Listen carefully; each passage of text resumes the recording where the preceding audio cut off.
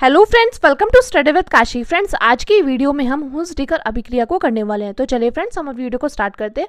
देखिए, हुंस-डिकर अभिक्रिया हमारे बोर्ड एग्जाम की दृष्टि से बहुत ज़्यादा इंपॉर्टेंट है, क्योंकि डायरेक्टली हमसे कभी कभी 2 मार्क्स, कभी कभी 3 मार्क्स की पूछी जाती है। तो चलिए देखते हैं हुंस-डिकर अभिक्रिया है क्या। तो देखिए, सबसे पहले हमें पता होना चाहिए हुंस-डिकर अभिक्रिया में सबसे पहले आपको क्या पता होना चाहिए। सबसे पहले अगर लिखा हो, देखिए अगर यहाँ पे लिखा हो COOH, ये लिखा हो तो आपको पता होना चाहिए ये क्या होता है, ये एक अम्ल होता है। COOH क्या होता है, COOH एक अम्ल होता है। और अगर H को हटा दिया जाए तो और यहाँ पर हो जाए COOAG, तो यहाँ पर इसको हम क्या बोलते हैं, इसको बोलते हैं हम सिल्वर लवण।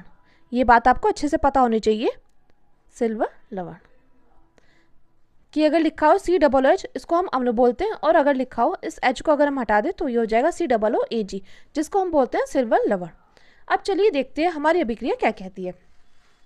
तो देखिए, अभिक्रिया में बोला गया कार्बन टेट्राक्लोराइड यानी कि CCl4 की उपस्थिति में मोनोकार्बोक्सिलिक अम्ल के सिल्वर लवण की क्रिया ब्रोमीन से कराने पर हेलो एल्केन प्राप्त होता है, जिसे हम हुंस-डिकर अभिक्रिया कहते हैं। यानी कि इसमें देखिए बोला गया कार्बन टेट्राक्लोराइड CCl4 की उपस्थिति में, तो हमें किसकी उपस्थिति में बोला गया, हमें यहाँ पर बोला गया कार्बन टेट्राक्लोराइड की उपस्थिति में। तो हम यहाँ पर करेंगे किसकी उपस्थिति में, CCl4 की उपस्थिति में। ठीक है, कार्बन टेट्राक्लोराइड की उपस्थिति में। और क्या बोला गया, मोनोकार्बोक्सिलिक अम्ल के सिल्वर लवण की क्रिया ब्रोमीन से कराने पर। तो मोनोकार्बोक्सिलिक अम्ल क्या होगा, ये होगा हमारा RCOOAG। ये क्या होगा, ये होगा हमारा मोनोकार्बोक्सिलिक अम्ल के सिल्वर लवण की क्रिया किससे कराएंगे, इसकी क्रिया कराएंगे हम ब्रोमीन से, यानी कि Br2 से। अब आप सोचोगे हमने यहाँ पर Br2 क्यों लिखा, तो देखिए ब्रोमीन को Br2 ही बोलते हैं। अब देखिए, जब हम यहाँ पर RCOOAG की क्रिया ब्रोमीन से कराएंगे CCl4 यानी कि कार्बन टेट्राक्लोराइड की उपस्थिति में, तो हमारा क्या बनकर तैयार हो जाएगा, हमारा बनकर तैयार हो जाएगा RBr, जिसको हम लोग बोलेंगे हेलो एल्केन। क्या बोलते हैं इसको, हम लोग बोलते हैं हेलो एल्केन, बनकर तैयार हो जाएगा। और देखिए, जब हम इसकी क्रिया से कराएंगे तो RBr यहाँ पर, अब यहाँ पर एक Br बचा है और यहाँ पर है Ag, तो यहाँ पर आ जाएगा AgBr, और क्या बनकर तैयार हो जाएगा, कार्बन डाइऑक्साइड गैस बनकर तैयार हो जाएगा, क्योंकि यहाँ पर COO बचा था तो CO2।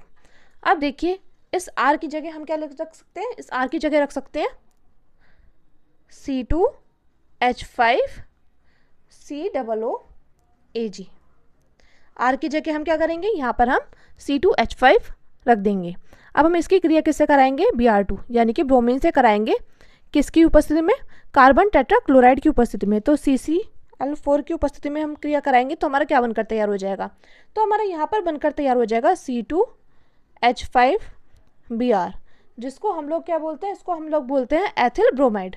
क्या बोलते हैं इसको हम लोग, एथिल ब्रोमाइड, क्योंकि C2H5 को क्या बोलते हैं, एथिल बोलते हैं, और Br है तो ब्रोमाइड, तो एथिल ब्रोमाइड बनकर तैयार हो जाएगा। और हमारा क्या बनकर तैयार हो जाएगा, और हमारा AgBr बनकर तैयार हो जाएगा, और हमारा कार्बन डाइऑक्साइड गैस बनकर तैयार हो जाएगा।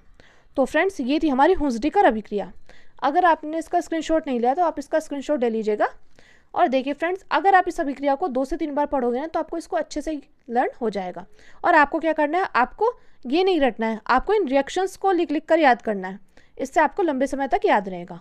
क्योंकि देखिए, बहुत ही आसान है हुंस-डिकर अभिक्रिया कि कार्बन टेट्राक्लोराइड यानी कि CCl4 की उपस्थिति में मोनोकार्बोक्सिलिक अम्ल के सिल्वर लवण की क्रिया ब्रोमीन से कराने पर हेलो एल्केन प्राप्त होता है, जिसे हम हुंस-डिकर अभिक्रिया भी कहते हैं। और ये रही इसकी रिएक्शन। तो मैं उम्मीद करती हूँ फ्रेंड्स आपको ये रिएक्शन अच्छे से समझ में आ गई होगी। तो चलिए फ्रेंड्स, मिलते हैं नेक्स्ट वीडियो में। Thank you, thanks for watching.